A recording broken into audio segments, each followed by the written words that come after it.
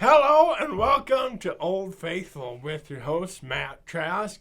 My thanks to Haggerty's Music Works. My thanks, as always, to the incomparable Johnny Hastings behind the camera. Haggerty's Music Works, look for the big red right and left-handed Stratocaster here on Main Street in Rapid City.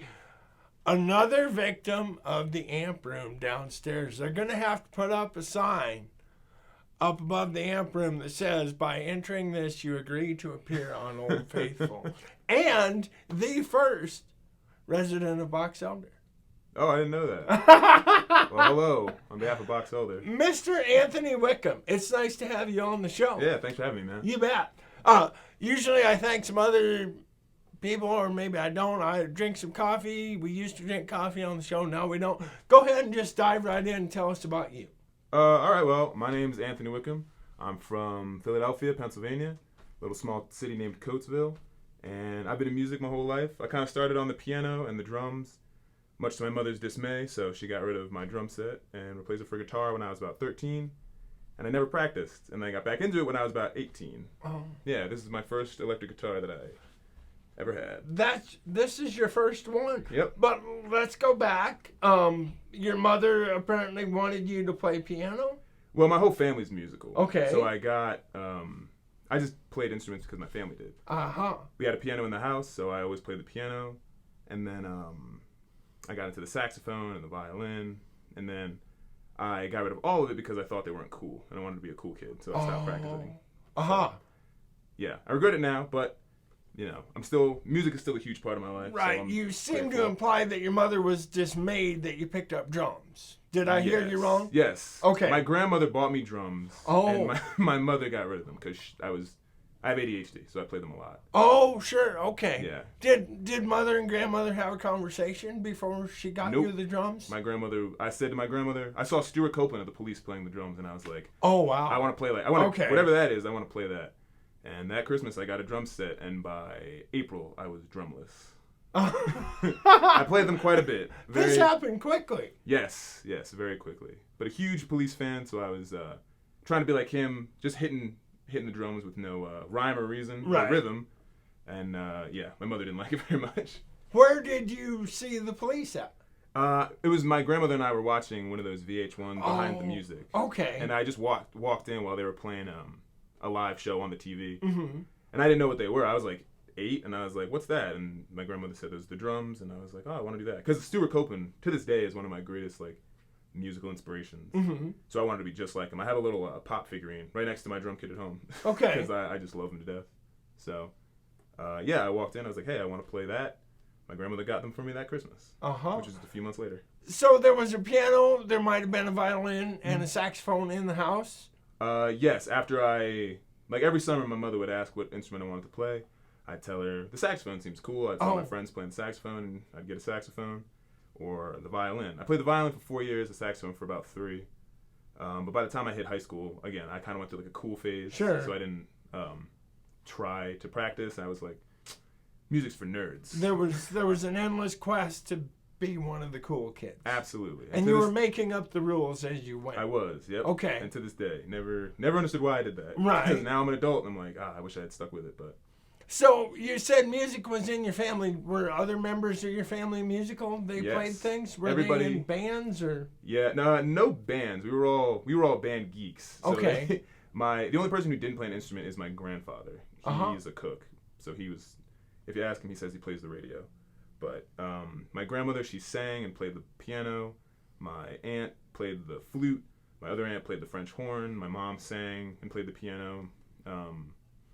So naturally, I just wanted to be like everyone else. Sure. Started playing the piano and trying to sing. So, and that was how I got into it, just because it was always a big part of my family and how we all expressed ourselves and how we all. And up until I was about 10, I didn't even know it was like an option. Like I remember talking to a kid. Excuse me.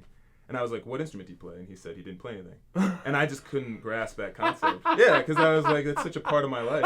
I was like, how do you not play something? What do you mean? What do you do all winter, all summer? Right. So, yeah. And that was how I got exposed to that. And that was what's bred maybe cool kids don't play instruments. Maybe that's why. Oh, yeah. Okay. But I was just socially awkward. That's why I wasn't cool. It just had never occurred to you that you could not play an instrument before and it was because it was such a huge part of my life. That is hilarious. I love that. I have tons of old pictures of me that, like, where I'm playing the piano and I'm like can't be older than 5 or 6. Right. And I got pictures of all my old family members playing. Like, it was just such a huge part of my family. So it means the world to me. And yeah, I couldn't grasp not having it in my life. Sure. So before we get on to this, your first guitar, and wow, I'm excited about that. Mm-hmm. How does a guy get from Coatesville, Pennsylvania to Box Elder, South Dakota? A lot of bad luck in the United States military. Aha! We'll take that. Yeah. So you're in the United States military, probably in the Air Force. Correct. Thank you for your service. Thank you for your support. You're welcome. Yeah. Do you like it here? It's been growing on me. At first, for the first year or two, not at all. But the people are really kind. It's very quiet, which I kind of seem to forget when I go back home. I'm always reminded how loud. And, in the East Coast, we can be really rude, according to, everywhere else. So it's nice. The people are kind. They're very giving. It's very quiet, and it's very pretty.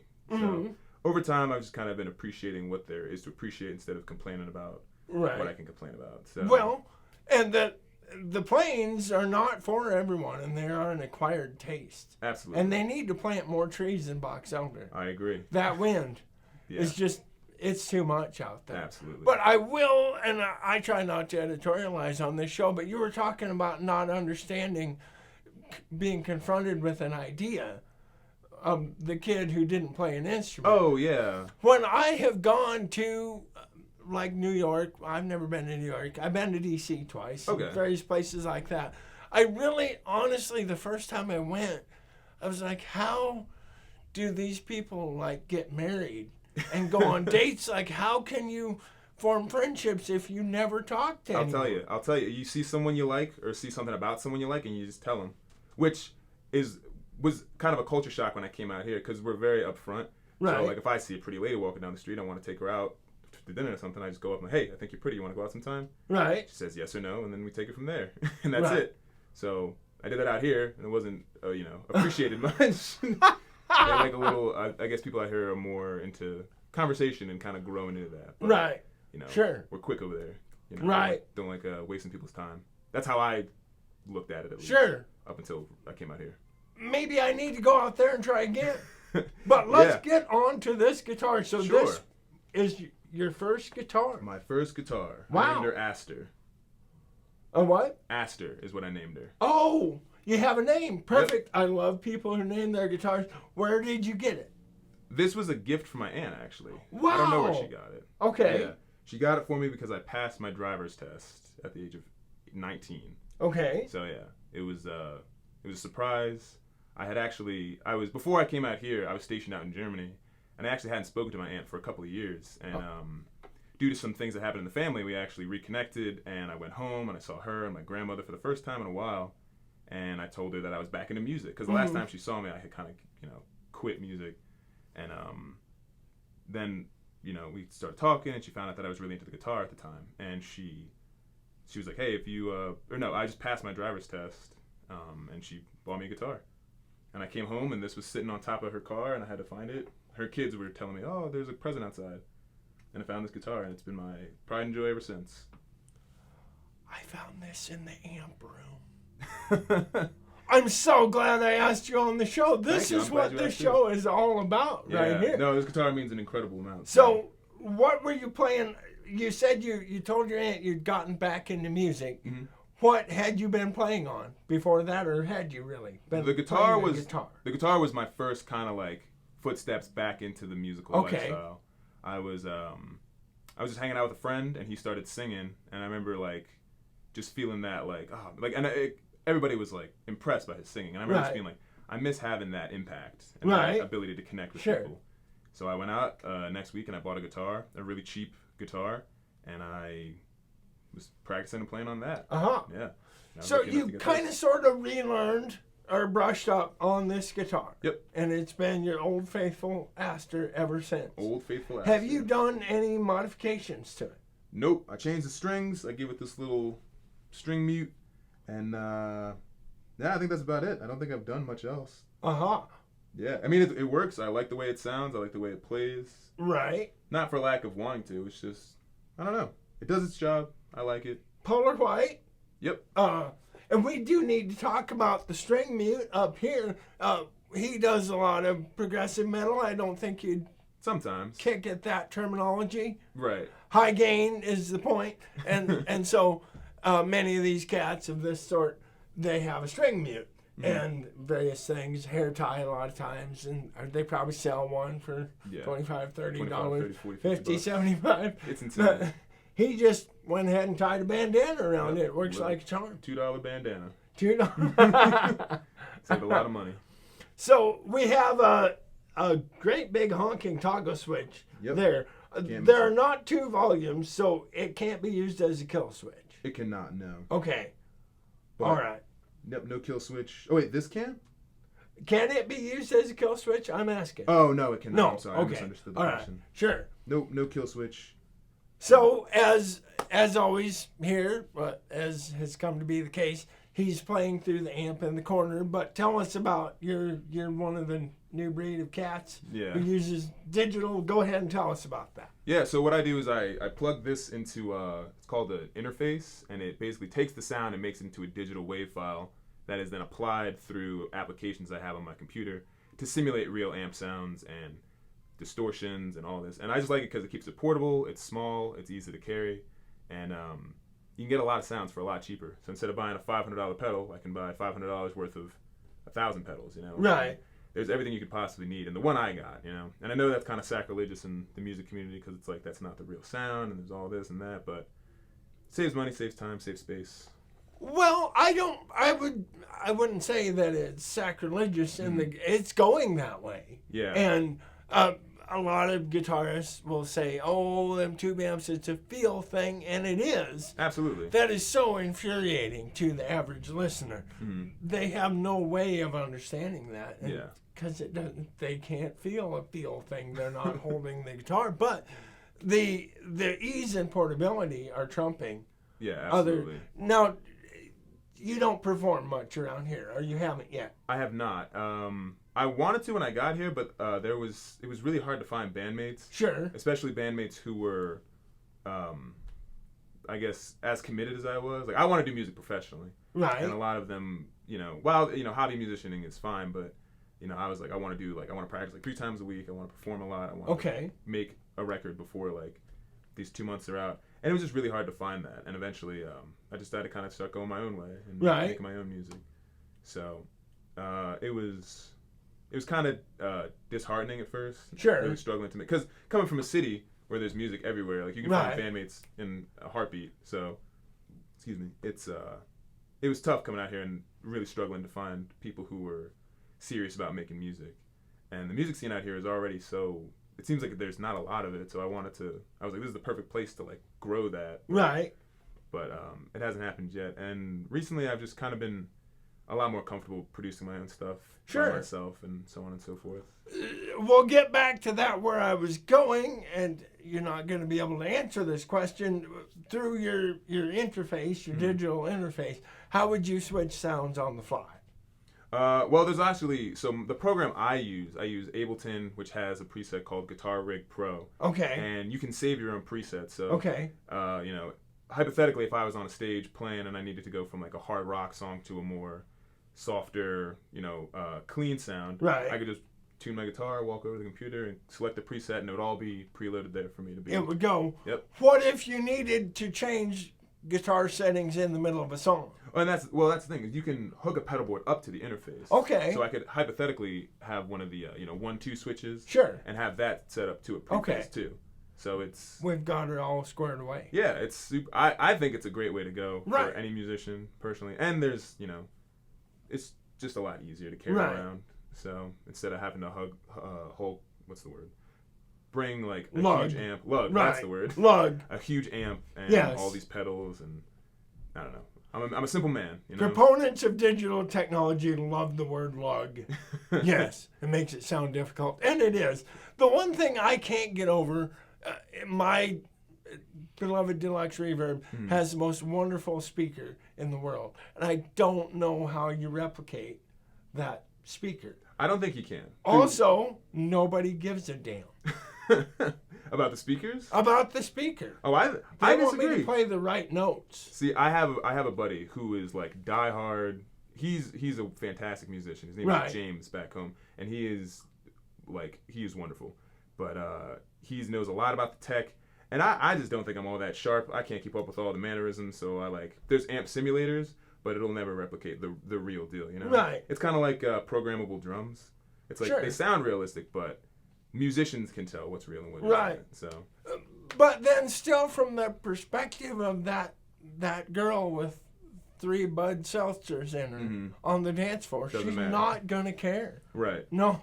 Well, that's the thing. Is that's why I like it, because to me it's much more accessible. Right. And, because a deluxe reverb is like $2,000. So if you're just a cheapo like me and you're just making music in your apartment, then you got like $500, like $200 Stratocaster or $200 Jazzmaster, $300 worth of programs, and you've got enough to make an entire album, honestly. So now let's get to the musical product that you are creating in your home, and feel free to let us know where we can access that musical product. Cool. It's the plan is for it to be on Spotify and Apple Music. Under the name Phoenix Lights, not my name. That's my stage name. Oh, okay. Yeah. Phoenix is that 2 X's. spelled all different? Yep, just 2 X's. Okay. On Phoenix. All That's right. it. Lights, regular spelling? Yep, Lights. All right. So, yeah. And what sort of music would we expect to hear? Recently, I've been making a lot more neo soul, R&B, hip hop kind of stuff. Oh, wow. Yeah, I'm kind of branching out. Do you do the vocals? I do. Do you do the drums and the bass and everything? Yep. Is it canned drums, or no? You're a drummer. You sit down and play the drums. Yeah, I love playing the drums. Right. So some songs I use, 808s and the those drums, like the programmed ones. Finally, somebody said 808 on the show. Thank you. Of course, yeah. No, I love 808s. I just love everything musical. I think kind of cutting yourself off from one side of it is, you can make such great music with so many things. Right. So it's like, why limit yourself? But sometimes I use acoustic drums. Sometimes I use real drums, electric drums. It all just depends on the vibe of the song, And I kind of let this. I try to let this sounds conceited, but I try to let the songs write themselves. And I kind of am like, this sounds right. This feels right. That doesn't sound conceited at all. Yeah, no. I hope not. We have to nerd out just 1 second. Yeah, of course. The 808 he's referring to would be the iconic Roland synth, and not the TS-808, which was the precursor to the TS-9. Back Absolutely. to you. I like all sorts of music, so I would never try to limit myself musically. Like I said before this, I was stationed out in Germany, and I got to experience a lot of different music out there. The Thalmann Music Store, it's like the biggest music store in the world. Right. Yeah, so there's I was lucky enough to have so many opportunities to see so many different things. Okay. I would never try to cut that off from my personal creations, and it's like, I don't know, why not? Sure. Living out in Box Elder, have we had any country influences yet? We're doing a little bit in the major pentatonic. I love country. Awesome. My mother's a huge country fan. Oh, cool. Yeah, no, I love country music. I know, right? I don't look Hi, like Mother. Hi, Mom. No, I don't think there's any genre of music I don't listen to. Sure. I know there's none that I don't like, but, there's certain genres I definitely don't gravitate towards. Right. Like EDM, I like in certain settings. Again, country, I need the right setting. But it's all I love all music. Right. There's nothing I would rather spend my life doing. Sure. So country in the right setting, like when we smoke. When you smoke, when we're drinking. Got to be in the right spot. Absolutely. To smoke. Yeah. Oh dear, I'm gonna get in so much trouble. That's what I do. I should have warned you. I'm a troublemaker. No, country music's great. You mentioned Stuart Copeland. Yes. And before we turn the camera on, you mentioned that your backup guitar or your other guitar is a Telecaster. Correct. Were you influenced at all by the great Andy Summers, who was the guitarist in the Police? Of course. I love Andy Summers. I love all of them. Sting, Andy Summers. Right. They've all inspired me. But Stuart Copeland was the first musician I ever... Sure. Well, no, that's a lie. He was one of the first musicians I ever latched onto emotionally and was just like, I want to be like this guy. And I just have been enthralled with the Police ever since. Uh-huh. Tell us a little bit. We're going pony along here, but tell us a little bit about your Telly. Because my telly. I love okay. tellies. It's there's not much to tell. It's a simple Squire Telecaster. I bought it from the pawn shop down the road. Actually, I saw it. It was like $300. I was like, that seems like a good enough deal for me. Like I said, I'm cheap. I like the easy route. Right. I bought it, tuned it to Math Rock tuning, which is FAC GCE, and it's like an open tuning, kind of like open D. Okay. But it's a major 7 chord instead of a regular major chord, which is where it gets that jazzy feel. Sure. And that's, opens it up to a lot of different options.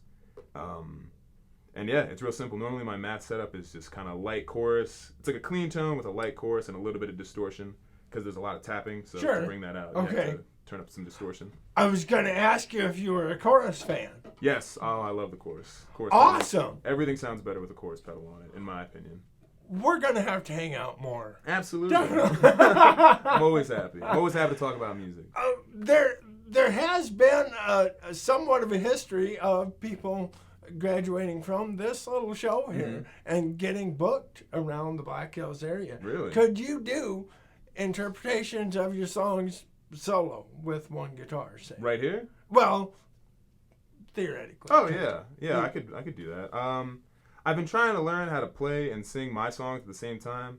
There's a lot of, but up until recently, I was making kind of more complicated songs. Right. Like I can play one for you right now. It's a little. You jump around a lot, so it's hard to sing and play at the same time. Sure.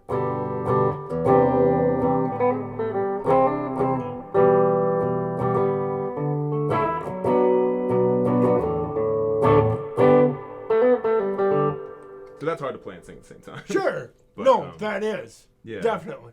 I got to mention the Band-Aid. Is that a style, or did you do something to your finger? No, I just cut my finger. Oh. Well, Yeah. I'm sorry you cut your finger. No, no biggie. Right. No style there. It could be. Maybe that'll be the thing that. Well, maybe I shouldn't have mentioned it. No, like Nelly. Just thought, It'll be like I'll be like the Nelly of guitar. he's from Pennsylvania. Yeah, right. Yeah, That's how I let him know. Yeah, left index finger. I derailed my own show again. Wonderful. That's all right. We're just having fun. What was I going to ask next? You had just asked if I would be able to do interpretations of my songs. Sure. Yeah. So, Right. I don't know if you were going somewhere with that. Not really. Oh. Sorry. I was just thinking out loud. We Yeah. do a lot of that here on Old Faithful. Yeah, I like it. Do we have more to talk? Oh, I know what I was going to ask you about. When you record, what do you start with? That's a good question.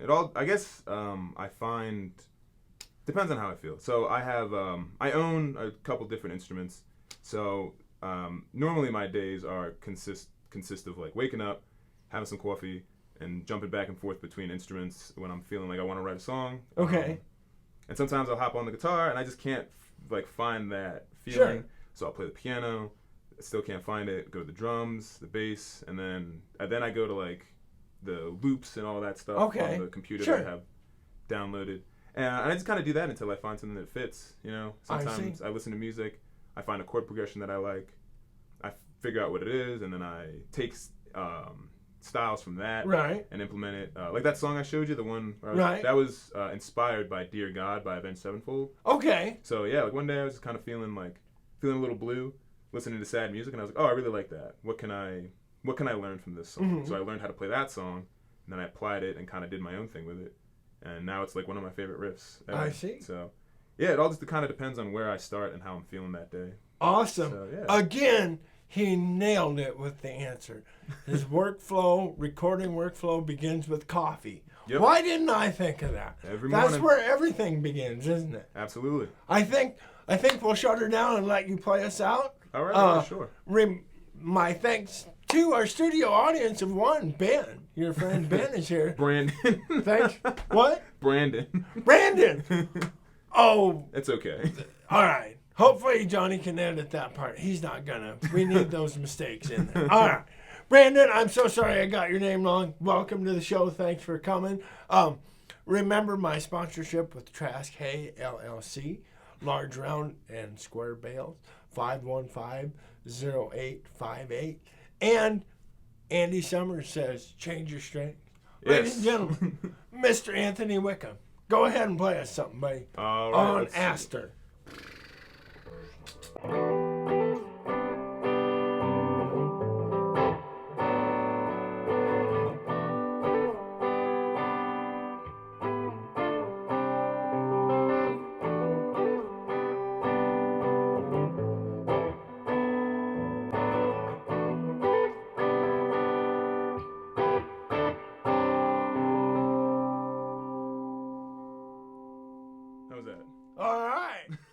Thanks for watching, everybody. Thanks, guys.